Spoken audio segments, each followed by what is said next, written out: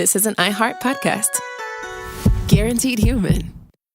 Work can be a little weird. Cringy training seminars, coworkers who won't stop talking about their plant, forgetting the mute button at an inopportune moment. We have to deal with a lot on any given workday. Sometimes it can feel hard to thrive and move forward in your career. Well, that's where LinkedIn comes in. LinkedIn helps you get ideas and insights from experts in your field, connect with people professionally, grow your network, and access tools designed to help you find the right fit for your next role. Whether you're just getting started, figuring out your next move, or looking to accelerate your career, LinkedIn is built to support you at every stage because LinkedIn is the network that works for you. Visit linkedin.com/knowstuff to learn more. Hey everybody, when you're at work, you never know when you're going to get interrupted, like when an office fire drill happens right in the middle of your presentation, or maybe construction is going on just outside your window. But with the Dell Pro laptop powered by Intel Core Ultra with vPro, no matter how many interruptions you have, your laptop won't be one of them. Yeah, with the battery that's optimized for the way you work and built-in intelligence that quiets distractions the moment you're trying to focus, your tech won't slow you down, even when you're getting bounced from an office you forgot to reserve. The Dell Pro, built for those who stay in the flow. Find technology built the way you work at Dell.com/Dell-Pro. Built for you. Hi everyone, it's me, Josh, and for this week's SYSK Selects, I've chosen How Lethal Injection Works. In the holiday spirit, we released this around Christmas of 2013, and it can be a hard one to listen to. But since whenever a person is executed, the state is actually doing it on your behalf, since you're a member of the public, it's probably best to know what they're doing in your name. It's an eye-opening one and a sobering one, and I hope it means a lot to you, because it did to me.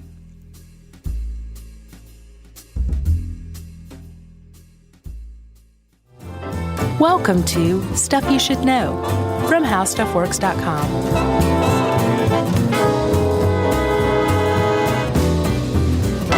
Hey, and welcome to the podcast. I'm Josh Clark, and there's Charles W. Chuck Bryant, and this is Stuff You Should Know, the podcast. Greetings. This is not a capital punishment show. No. Although we will deal with that, obviously. But we, at some point, will probably do a full episode on capital punishment. I would guess. Don't you imagine? Because we have an article on it, and we're going to touch on it here with lethal injections. Yeah, and just coming across some stuff on the electric chair, that to me seems like it deserves its own episode as well, just because it's so nuts. Sounds like we're cooking up a sweet. Yeah, the capital punishment suite. We come up with the best sweets, don't we? Well, it's a big deal, you know. It's important. I agree. To cover, you know. You know, Chuck, about 14 hours ago, a guy named Joseph Paul Franklin, I can't remember what his birth name was, but he legally changed his name to Joseph Paul in honor of Joseph Paul Goebbels, the Nazi propagandist. What a nice guy.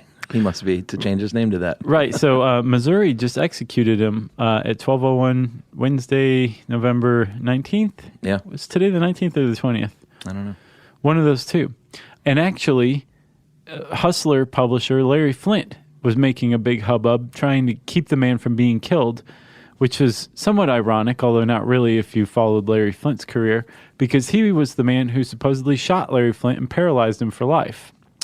Supposedly? Was he not convicted of that? No, he confessed to it. Oh, okay. And it was quite possible. The reason that he gave for doing it was because Hustler had some interracial spread that the guy didn't like. Oh, yeah, sure. And he was targeting interracial couples. Gotcha. He shot a couple of black kids in Ohio, I believe. And he was killed in Missouri because he randomly picked St. Louis out of the phone book and went and found a synagogue and just sat outside and took shots at people as they came out of a bar mitzvah. So he's racist. He's an anti-Semite. He also had serious mental health issues as well. Yeah. And he shot Larry Flynt. Okay. But he was executed. And the whole reason that Larry Flynt was creating this hubbub about not killing this guy, one, Flynt had a famous quote from the last news cycle that he didn't think the government should be in the business of killing people, so he's against capital punishment anyway. You going to say it like Larry Flynt? Yeah, I don't do a very good Larry Flynt. You put some marbles in your mouth. Right. Yeah. You going to try? No. So he just doesn't think that the death penalty is a good thing. Anyway, Right. He's an abolitionist, you would say. And then secondly, he filed a suit to have the name of the supplier of the drug that was going to be used in the lethal injection revealed, unsealed, because it's secret. And it's not supposed to be secret, but as we'll find out, states recently have had to scramble to come up with the drugs to execute prisoners of the state. Yeah. There's a big thing going on that we'll talk about, but that was the most recent execution in the United States, which makes 35 for the year. And all but one of those were lethal injections, the other one being the electric chair. Yeah, it is fast become the go-to method for most states and many countries. If you're going to get capital punishment going, then you're probably going to do it by way of lethal injection these days. Yeah, but it's also the newest one, too. And it came out of this, basically what amounted to an abolitionist movement in the 1960s and 70s that sought to just get rid of the death penalty. And that was the third major movement in the United States since the late 18th century, where people were just trying to get rid of capital punishment altogether. Yeah, they did halt it in 1972 after Supreme Court ruling Furman v. Georgia, and I remember reading about this later. Obviously, I didn't read in 1972. I would have been a very advanced 1-year-old. But they said it was cruel and unusual under the Eighth Amendment, violating the Eighth Amendment of the Constitution. Yeah. And then, but 4 years later, they reversed that in Gregg versus Georgia and said, you know what, maybe that is cruel and unusual, so let's come up with a way that's not. And they came up with lethal injection. Yeah, and the reason why that cruel and unusual had a lot of traction was because there were hangings before, and hangings are very, very messy. Yeah, shootings. If the noose isn't right, the head can pop right off. Or if the neck isn't broken, the person just hangs there and suffocates for a minute or two and then dies. And then the electrocution is really, really awful, too. I was reading a list of botched executions. Yeah. And electrocutions are very frequently botched. People, their heads catch fire, blood comes out of their eyes. It's really awful stuff. Yeah. So there was this idea that the whole point of this is retributive. It's you did something so bad that we as a society have decided that you can't live any longer. But we as a society aren't as cruel as you are. You know, Right. The point isn't to make you suffer; it's just to take your life, Right. And to do it in the most humane way possible. Well, electrocution, hanging, gas chamber, none of those really fit the bill. So somebody came up with the idea of lethal injection. But this wasn't the first time that was proposed. The first time was in the 19th century, I think. Oh, yeah? Yeah, there was a guy named Julius Mountbrier, and he was a doctor out in New York who said, you know, this would work because it'd be efficient, humane, and it would keep the person from having some sort of hero status develop around them that sometimes comes from people who are hanged. Gotcha. But they went with electrocution instead. Well, in 1982, the U.S. became the first country to use lethal injection. And like we said, since then, it's really become predominant. I think the current number of states that have the death penalty is 32 as of today. Yeah. But it's tough because states have been repealing it.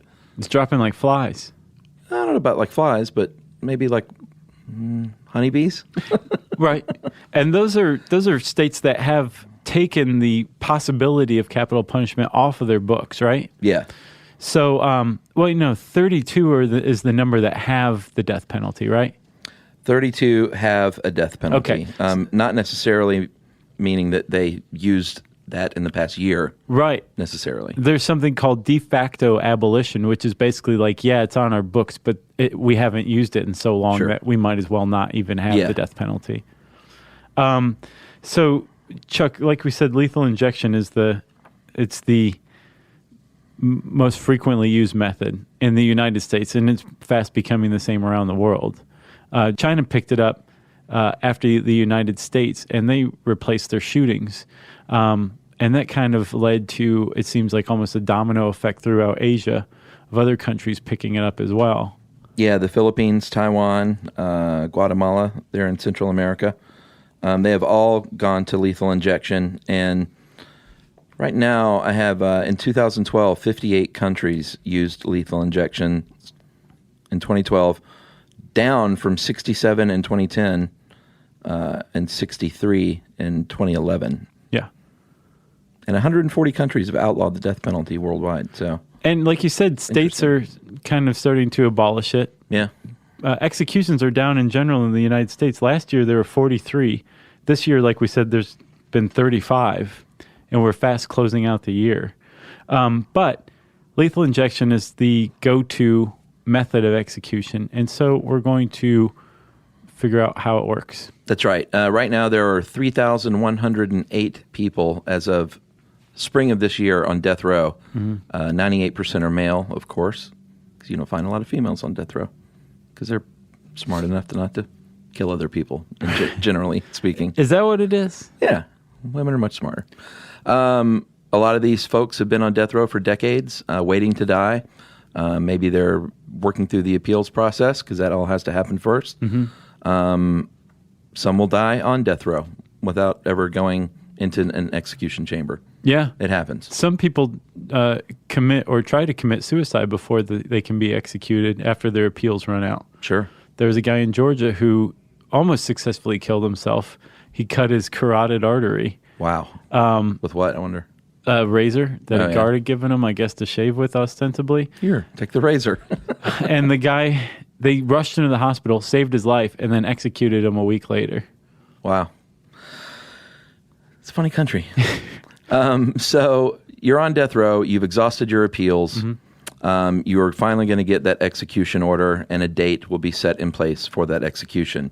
At this point, you're going to be moved from death row to a place called Death Watch. Yeah. And that is basically that's the last stop. That's your holding area for the last days or weeks. Right. So Death Watch is both a physical place, like it's frequently in the same part of the prison that the execution chamber is located, or it might be in another prison entirely. Some states just maintain one execution chamber for the whole state, and it's at a certain prison, so you'd be transferred to that place. And then Death Watch also is, supposedly, they're supposed to watch you so you don't commit suicide. And it's also your, I think, rights kind of open up a little more. You get visits from people. Your treatment is a little better. Yeah. I think you get a room with a view, as it were. And you start the preparation of dying, of saying goodbye, and of coming to terms with the fact that it's happening. Yeah, the state of Texas has these death watch rooms at on highway exits. Most highway exits. You got your gas station, your subway, and your death watch room. I believe it. I'm kidding, but Texas executes a lot of people. It does. Texas bears, they execute a lot, but they're not the only ones that have all sorts of weirdness going on. Apparently, 2% of counties account for like 50 to 70% of executions in the United States. It just seems like Texas comes up all the time when they're like, the last time this method was used, or the first time this method was used. Right. It's always Texas. Well, Texas was the first one to use lethal injection, like you said. Exactly. And they kill a lot of people there. Yeah. Not picking on you, Texas. I love you guys. No, here, I've got one. Alabama. Okay. In Alabama, it takes a unanimous jury to hand down a life sentence, but it takes 10 of 12 to hand down a death sentence. Really? Yeah, and a judge can overrule a jury. A life sentence jury?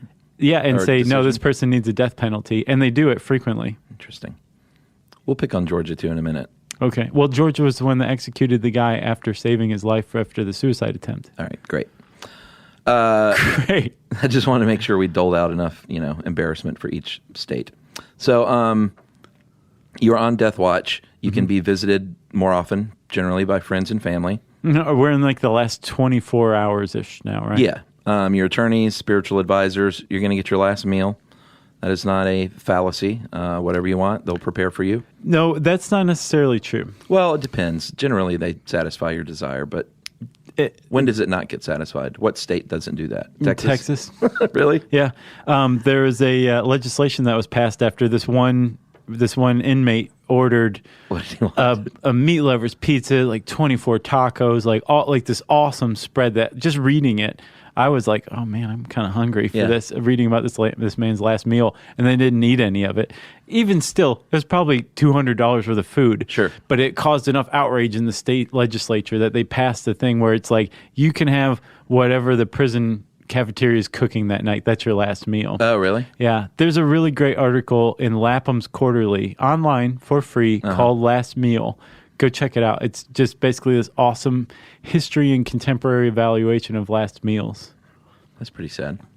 It is, but it's really interesting what Sure. it says. Like, there's a guy in Arkansas who was executed in the 90s. His name was Barry Lee Fairchild.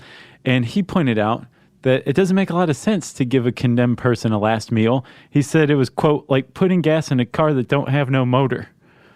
But, like, you have no need to take in food because you have no need to derive the energy from it any longer because you're about to lose your life. Well, it's not about deriving energy. It's about enjoying one last thing. Right. But if you That look was at just silly. if you look at the capital punishment system, Yeah. it makes no sense. Yeah. It's interesting. I say go read the article. I'm not getting the point across very well.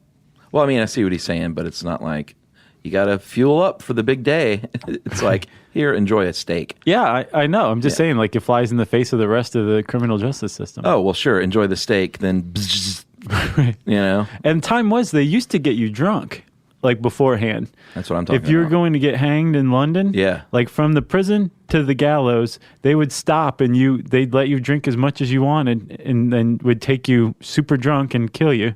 Yeah, that's interesting because that could provide a more docile victim or... A really weepy one, which would be really Yeah, or like disconcerting. someone who starts causing lots of trouble, you know? Yeah, he wants to fight one last time. Yeah, exactly. Right. But apparently I read somewhere that they sedate criminals or they condemned here first. Right. So that's kind of like a modern incarnation of taking them and getting them drunk, handing them a Valium. Yeah, that's true. You know? Okay, so you've had your last meal, which may or not be awesome, depending on where you live. Yeah. Your warden and your chaplain are going to visit.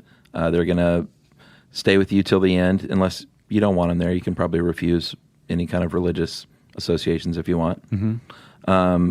Witnesses, we'll get to all that, but the witnesses arrive at this point. They're kept away from you, though. They don't get to like walk by and say things to you. No, as a matter of fact, most Except in witnesses are required. Well, in Texas, they can take pot shots at you with Yeah. their 6-shooters. Sorry, Texas. The witnesses pretty much across the board, I'm sure, are required to be totally silent the whole time they leave. Yeah. And are brought into the execution area. Yeah, not like the people outside of prisons who are making lots of noise usually. Right, one way Either or the in other. Protest or kill them. Yeah. That's as ugly as this country gets, man. What? When you see the footage of people outside prisons at controversial executions. Yeah. It's pretty bad. And then your final preparations, they're going to give you clean clothes. Let you're you allowed take a to- last shower. Sure, shower, get dressed, and then connect you to the old EKG, which is going to, let everyone know if you're gone or if you're still with them. Yeah, they hook the EKG up to you. It's not hooked to anything yet, but they've got it like a... You're on pre-wired, exactly. basically. And then once you're showered and dressed and wired up with an EKG, the warden and the chaplain are hanging out with you. At the predetermined time, they will start to move you into the execution chamber. And meanwhile, the witnesses are there. Yeah. And let's talk about the witnesses. Like the fact that there are witnesses at executions is actually the modern incarnation of a very long tradition. Like we used to have public executions in this country. Yeah, like thousands of people would show up. Sometimes they would charge admission, and eventually that stopped, and only a select number of people were allowed to witness. But they're still witnesses, Have you read about the last public execution I in the didn't read US? that book. There was, I didn't either. Oh, okay, that's what I thought you were asking. No, just about it. Oh, okay. There was a guy named Rainey Bethia in Kentucky who was hanged in 1936 for rape and murder, I think. And his execution was attended by like 20,000 people. Wow. The big reason was it's not because they knew it was the last public execution. I think they decided to stop that after this execution. There was a Kentucky basketball game after? Yeah. Was that it? The sheriff was a woman. So this is Oh. going to be the first execution in U.S. history ever conducted by a woman. Gotcha. And people wanted to go see how badly she was going to screw this up. And even though she didn't, the press still wrote that she'd fainted, that like everything had been botched or whatever. But that's why everybody turned out. But there were charges from out-of-town reporters that people were having hanging parties, that they were drunk in the streets partying, that basically there was just a sense of revelry that shouldn't attend an execution. Yeah. And that was the last straw for public executions in this country. But it got the idea that you need to have other people witness a death when the state's executing somebody just to make sure it's totally transparent. That was carried on with witnesses today in executions. Yeah, I mean, that's part of it, too. And part of it is also to give victims closure, the families, that is, of victims. Sure. There will be sometimes family members of the prisoner, too, and they are generally kept apart. Not always. Generally, yeah. The prison warden is going to be there. You're going to have medical people on hand, of course, to make sure it all goes as planned. Which is pretty controversial, as we'll find. You got your spiritual advisor, like we talked about. You got your guards. State-selected witnesses. Maybe, I mean, there might be members of the state government there to watch it all go down. Yeah, you got media there. You also have what are known as reputable citizens. And those are basically just average, everyday citizens that witness executions. Is it like a lottery or something? No, it's like you contact your state DOC and say, "Hey, I want to witness an execution," and they send you an application form. You explain why. You have to be over 18. You have to explain why you want to do this. But apparently, the pool is thin enough that they're not real selective. As long as you don't say like, "Because I want to see him like bleed" or something like that, they will let you do this. Yeah. And apparently, when there was a surge in executions in the 90s, Chuck, departments of corrections were so hard up because a lot of state law says you have to have 6 reputable citizens or 12 reputable citizens. Right. That their pool was running thin. So departments of corrections were actually advertising, looking for people to witness executions. Why do you like have to newspapers have that, though? and That's stuff. just silly. It's just law. It's just that holdover from It's antiquated. having the public be a part of this state monopoly on violence. It's stupid, but so much so that they're trying to force it now. Well, I don't think it's a problem anymore. It was just in the 90s, like they were killing everybody. In the 90s? Yeah.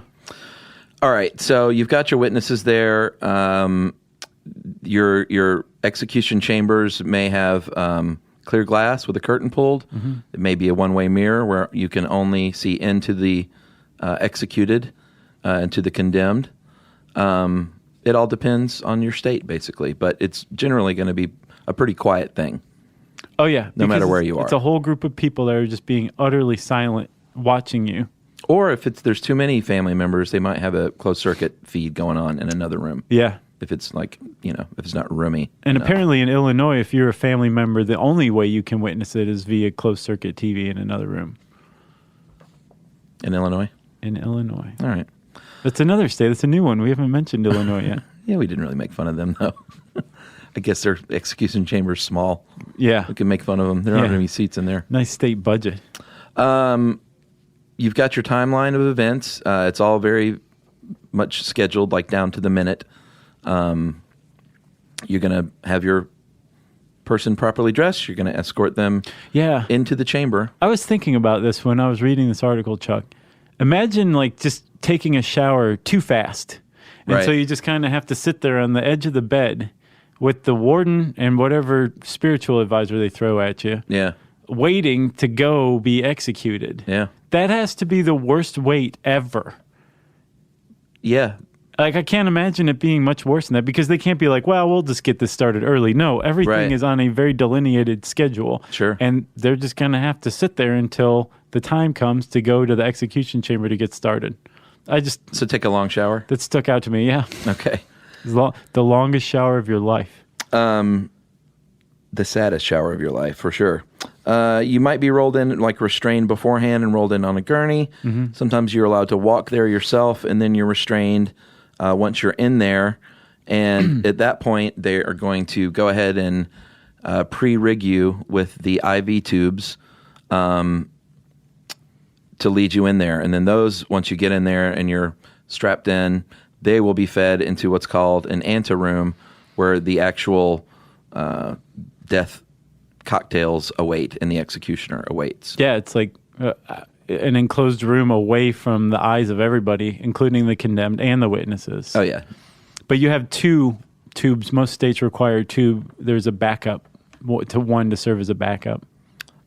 At this point, you have your final statement, if you so choose. Mm-hmm. They'll read that out loud on the news that night. Yeah. So be careful what you say. You can go on to... Are we giving advice to death row inmates? It just occurred to me that we are. You can go on to Departments of Corrections websites, and most of them have last statements on there. Some of them are what you'd expect. Some are eerie. I'm sure. Yeah. And generally the head is unrestrained, so they can look around and stuff. Although sometimes they do have like a hood or a sheet. Again, it depends on the state and how they do it. Yeah. So the condemned is strapped into a gurney, strapped down, but their head's under restraint. They've got tubes leading into their the IV needles. Yeah. And it's ready to go. Yeah, I think now's a good time for a message break, and then we'll get into the actual process afterward. Stuff you should know.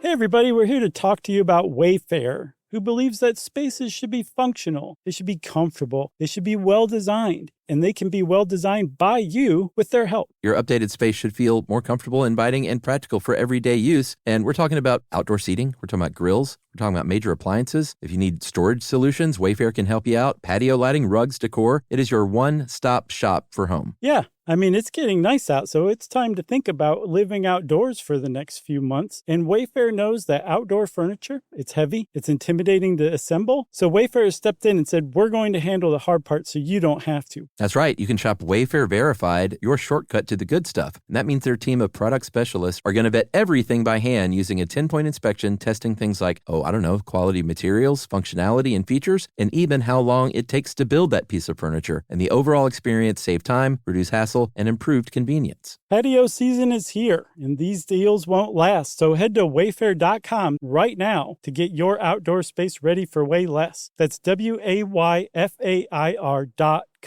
Wayfair, every style, every home.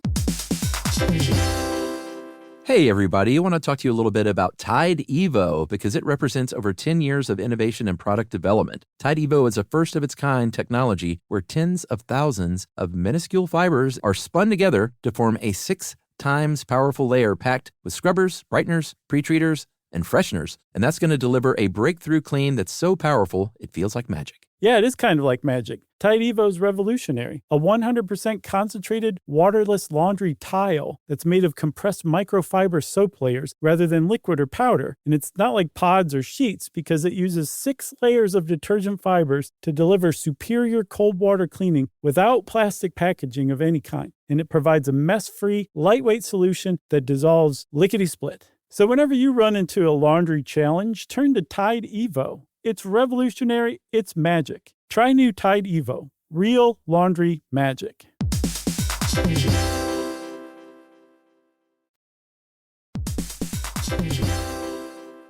Okay, so like you said, it's go time. Very solemn moment. Yeah. For a long time, states were using something called basically an electronic lethal injection machine. Which makes sense. It was what Kevorkian came up with, basically. It was, I'm sure, if not directly based on his model, it was at least very similar to it. But then they worried about mechanical failure, so they said, no, humans need to do this. I think they had mechanical failures. I can imagine. Yeah. And so in some states you have one executioner, and others you have a couple of executioners, and they're in this anteroom where the actual drugs are that the IV tubes are leading to from the execution chamber into the anteroom. And if you have a few different ones, a few different executioners, they're all putting drugs into IV tubes, but none of the executioners know which one's the real IV tube and which one's just leading to a mannequin. And that isn't actually a mannequin. That old trick. Like they used to do the same thing with flipping the switch too. I think they had like several switches. Firing squads? Yeah, because they don't want the any one person to have that weight, they can always think, I guess I had a 33% chance that it was me. Right. You know? Yeah. All right. So I guess we should move on to the drugs that are used. It used to almost always be a 3-drug cocktail, but things are getting weird these days, I've noticed. Yeah. Originally, it was 3 drugs. You would have an anesthetic, a paralyzing agent, and a toxic agent. And those were used for years and years. And then due to some circumstances, a bunch of different circumstances that converged, were in some cases down to 1. Like Joseph Paul Franklin was killed with just 1 drug. Well, I looked up almost every single execution in 2013 used a single drug, pentobarbital. Okay. Which is an anesthetic. Yeah, and it's basically a substitute when they're in short supply of other ones. But I did see that it's actually illegal to use this drug this way, and the manufacturer is Danish and was like, well, no, you can't use our drug that way. Right. So they started fighting people who sold that drug to like state agencies. Exactly. It's very controversial. And states were trying to get this stuff any way they could. So since it was banned for use by correctional facilities for executions, the ultimate correction, the DEA was actually raiding departments of corrections and taking their drugs. Yeah. So because of this ban, because of the drug maker. And so first you had the drug maker that was making pentothal, right? Yeah. And then people were like, well, how about this? We have propofol. That's the anesthetic pentothal is. Right. Yeah. And so what they were replacing it with was propofol, which was Michael Jackson's milk that killed him. Did we get it right this time? Yeah. Okay.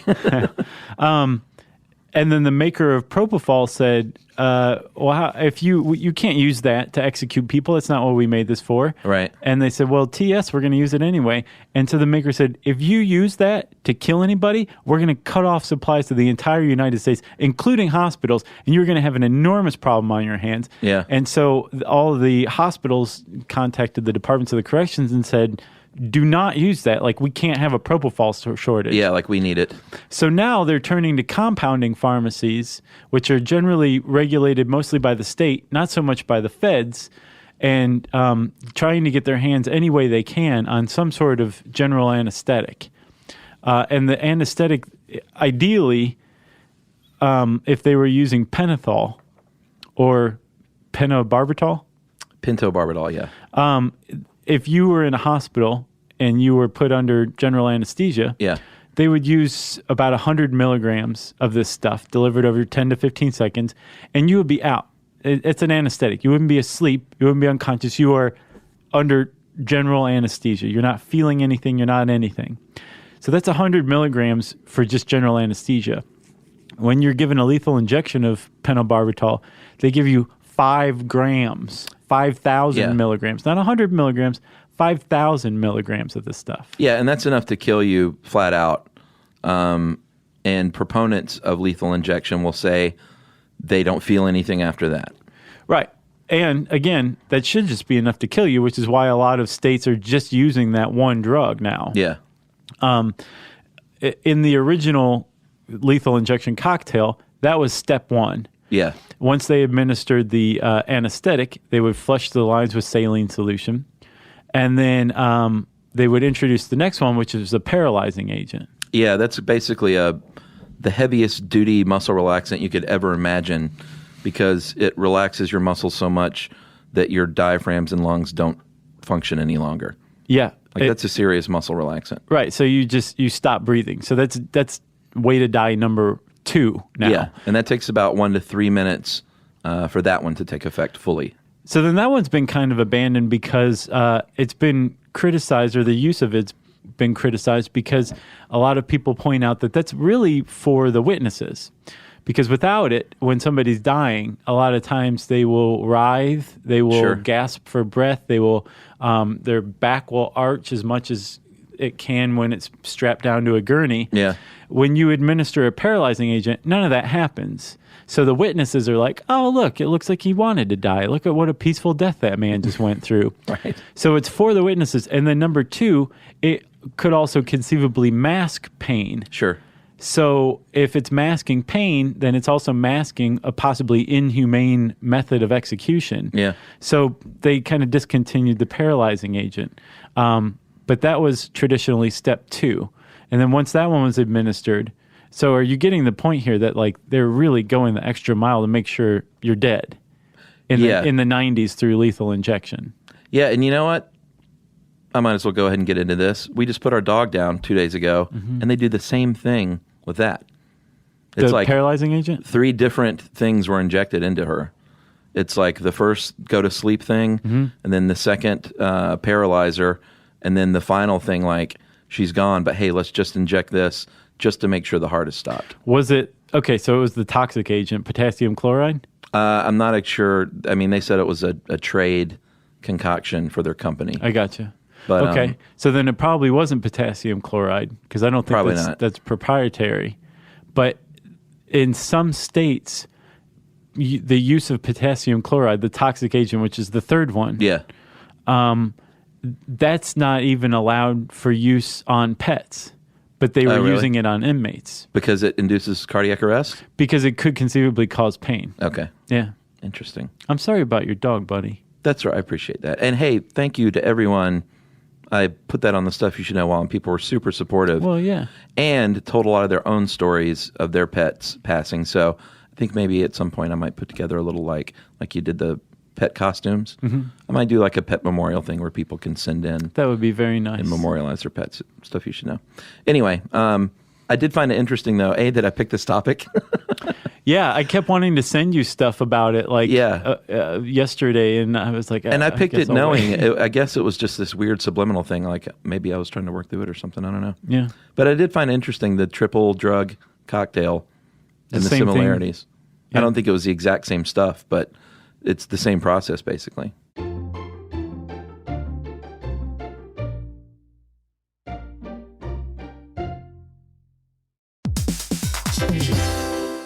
Hey, everybody. I want to talk to you a little bit about Tide Evo because it represents over 10 years of innovation and product development. Tide Evo is a first-of-its-kind technology where tens of thousands of minuscule fibers are spun together to form a 6 times powerful layer packed with scrubbers, brighteners, pre-treaters, and fresheners. And that's going to deliver a breakthrough clean that's so powerful, it feels like magic. Yeah, it is kind of like magic. Tide Evo is revolutionary. A 100% concentrated, waterless laundry tile that's made of compressed microfiber soap layers rather than liquid or powder. And it's not like pods or sheets because it uses 6 layers of detergent fibers to deliver superior cold water cleaning without plastic packaging of any kind. And it provides a mess-free, lightweight solution that dissolves lickety-split. So whenever you run into a laundry challenge, turn to Tide Evo. It's revolutionary. It's magic. Try new Tide Evo. Real laundry magic. Introducing the all-new Mazda CX-5, featuring more connection, Hey Google, where's the nearest Pilates class? safety that has your back, more discovery on the scenic routes, more passion in the details, and more control in changing weather. The all-new Mazda CX-5. More to move every side of you. See it in 5 films at MazdaUSA.com/5sides. Google is a trademark of Google LLC. Sequences shortened and simulated.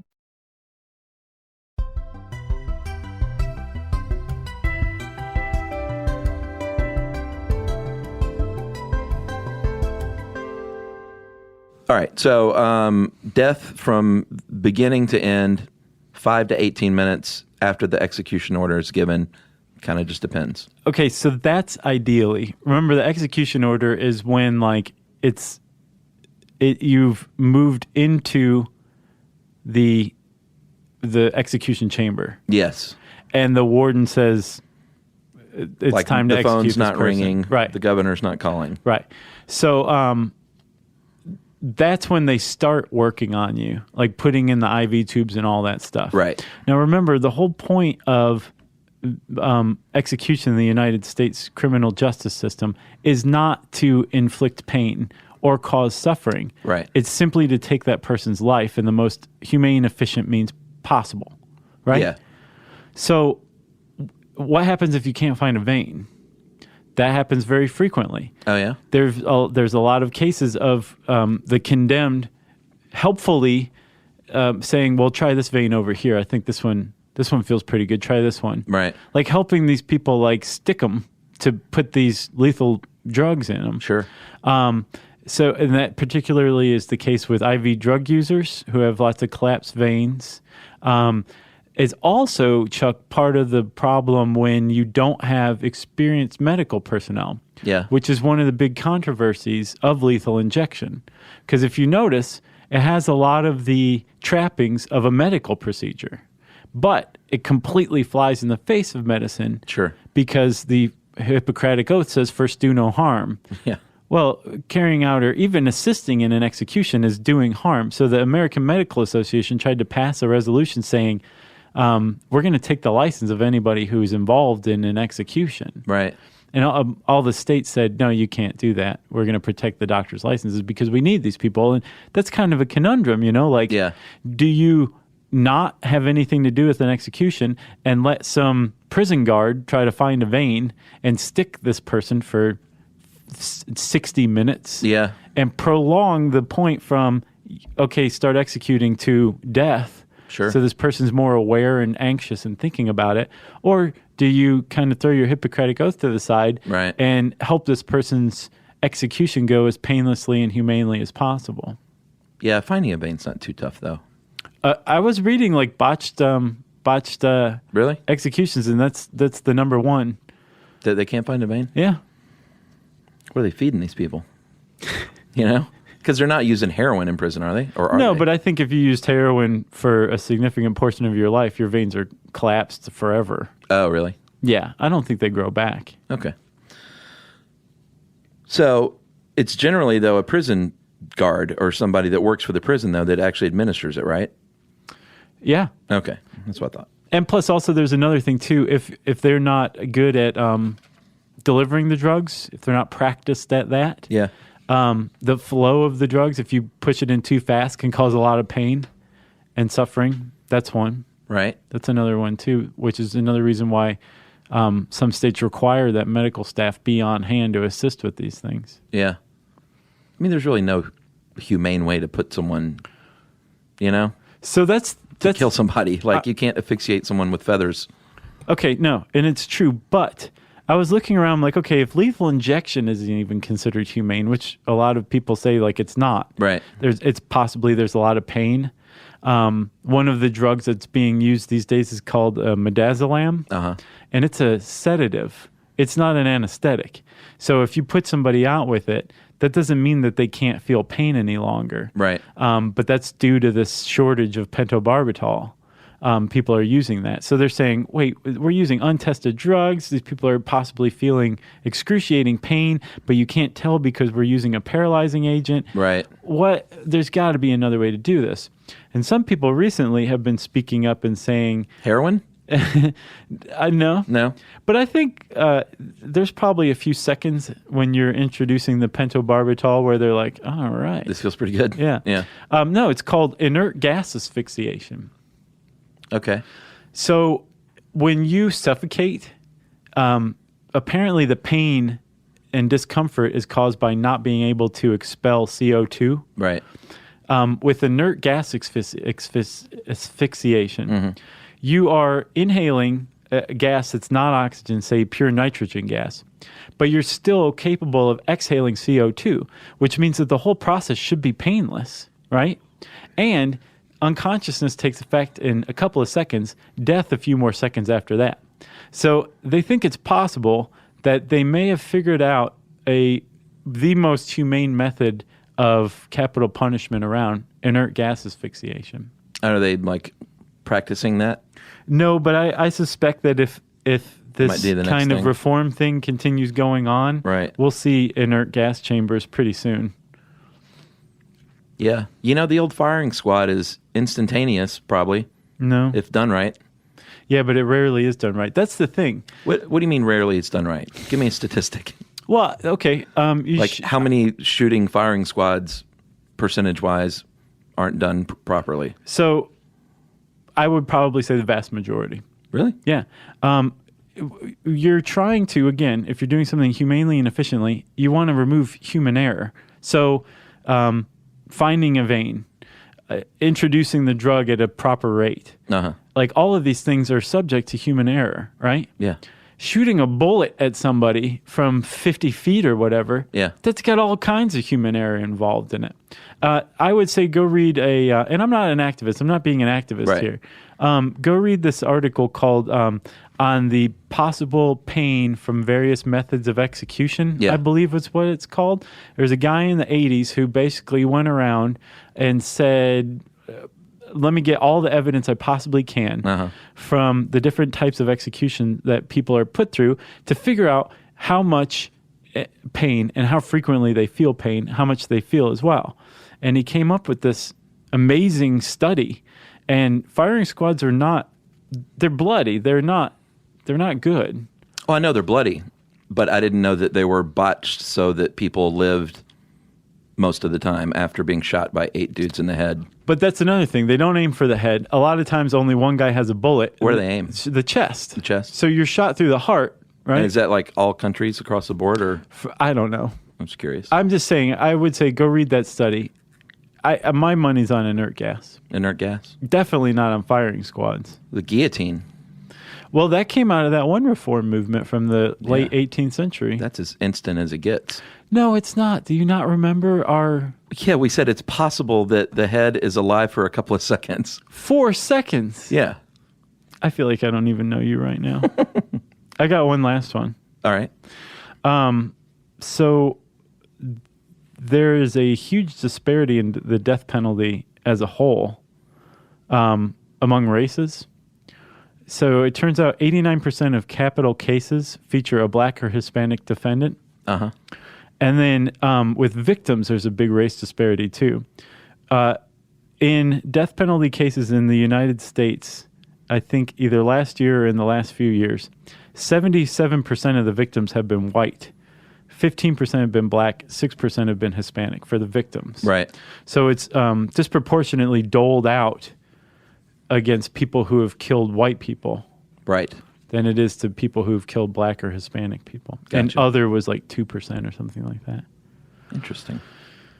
You got anything else? I got nothing else. So lethal injection. Man, that was a weird one, huh? Well, I mean, this is touchy stuff, you know. If you want to learn more about lethal injection, you can type that into the search bar at howstuffworks.com. And since I said search bar, it's time for a listener mail.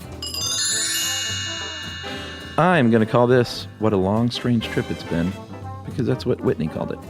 Hey guys, I'm Whitney, and I'm a 20-something band teacher from Provo, Utah. My husband, also a band teacher, introduced me to your show in 2009 when he was commuting 1 hour each way to Park City every day. When I started my current job last year, I started listening to you guys after I realized how crappy radio was, and I exhausted the music on my iPod. I started one on episode 1, and just today caught up with the Werewolf podcast. Wow. Yeah, not bad. I was excited and sad all at the same time. We hear that a lot, actually. I know you get lots of emails and you're probably sick of them, but I felt like I had to write once I caught up. During the last school year, I had my first child, started my new job, and moved twice, the second move being into our first home. Needless to say, with all this change, I started to get pretty stressed and even depressed. On top of all this, I teach beginning band to 6th and 7th grade kids. My job is very exciting and I love it, but I can get frustrated and even develop road rage at times. Stupid kids! Your podcast was my sanity through all this, dudes. I was able to focus my mind on exciting things like Barbie dolls and serial killers, and it all made my day a little bit brighter. So I just want to say how much I appreciate all the podcasts. I feel like I'm learning, keeping my mind engaged, and enjoying your banter. And I think my 18-month-old daughter also enjoys, since she's heard your voices since she was just a tiny thing. Hope you keep making them. Whitney Werner. Thanks a lot, Whitney. From Provo, Utah, band teaching. And we are shaping young minds, 18-month-old minds. Yeah. In utero, even, we've heard. Yeah. People, for some reason, play us. Forget teaching your kids sign language. Just have them listen to stuff you should know. Exactly. Yeah. If you want to let us know how we have helped your life out or how we've influenced the development of your child, it's a good one. You can tweet to us at SYSK Podcast. You can join us on Facebook.com/StuffYouShouldKnow. You can send us an email. And as always, check us out at our awesome website. It's called StuffYouShouldKnow.com.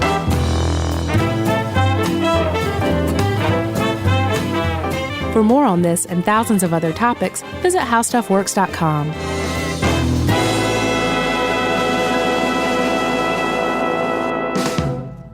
The next time you end up with something on your shirt, don't turn to your usual detergent. Check out Tide Evo. Tide Evo represents over 10 years of innovation in product development. It's a revolutionary 100% concentrated waterless laundry tile made of compressed microfiber soap layers rather than liquid or powder. It's not pods and it's not sheets. It uses 6 layers of detergent fibers to deliver superior cold water cleaning without plastic packaging. It's mess-free, lightweight, and dissolves quickly. Try new Tide Evo. Real laundry magic. Geico presents a 30-second podcast between your podcast. Today's story is shared by one of our listeners. It's called Betrayed by Bill. It was in that moment I caught who was staring back at me in betrayal. Or more like what? My insurance bill. With trembling hands, I grabbed my phone and switched to Geico, saving about $900 in the process, and never to be betrayed again. Now that was bloody riveting. It feels good when the story ends with savings. It feels good to Geico. This is an iHeart podcast. Guaranteed Human.